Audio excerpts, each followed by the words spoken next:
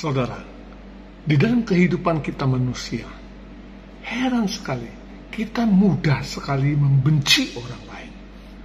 Dan kadang-kadang saudara, tanpa kita ketahui, ada juga orang-orang yang membenci diri kita. Saudara, kalau kita memperhatikan di dalam hidup kita, kira-kira apakah yang membuat kita membenci orang lain, saudara? Saudara, kita umumnya membenci orang lain karena orang itu memberikan kerugian kepada diri kita. Karena orang itu mendatangkan celaka mungkin bagi kita. Atau jangan-jangan saudara, kita membenci orang itu karena kita iri hati. Saudara, ada satu kali ada orang yang sangat membenci seseorang. Kenapa? Karena waktu dia mengikuti suatu tender di dalam pekerjaan, dia kalah, saudara. Dan orang itu yang mendapatkannya, dan orang itu bisa menjadi lebih hebat dari saat ini. Dan dia bisa memperoleh keuntungan yang cukup banyak dari usaha yang dia dapat itu. Sehingga memberikan satu hati yang membenci kepada orang itu karena iri hati. Saudara, celakanya seringkali dalam hidup kita tanpa sadar, apa yang kita lakukan, yang kita perbuat, juga mungkin melukai hati orang lain, saudara, tanpa kita ketahui.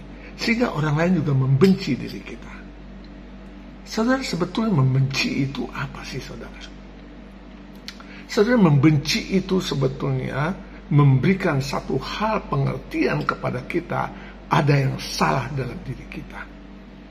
Waktu kita membenci seseorang, saudara, berarti ada yang tidak beres dalam diri kita. Maksudnya, kenapa saya harus membenci orang itu, saudara?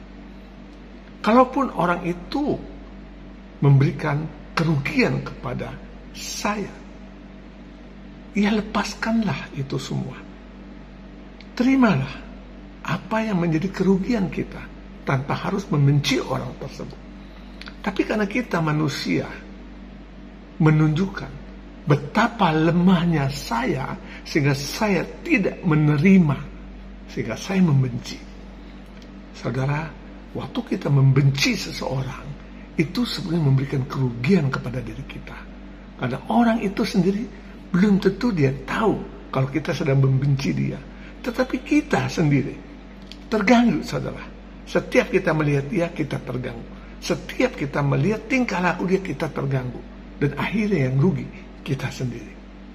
Oleh karena itu, saudara, mari kita belajar untuk melepaskan segala kebencian di dalam diri kita, dan kita menerima segala sesuatu apa yang terjadi di dalam kehidupan kita. Percayalah, saudara, Tuhan tidak pernah akan meninggalkan kita di dalam setiap hal yang kita alami di dalam kehidupan kita.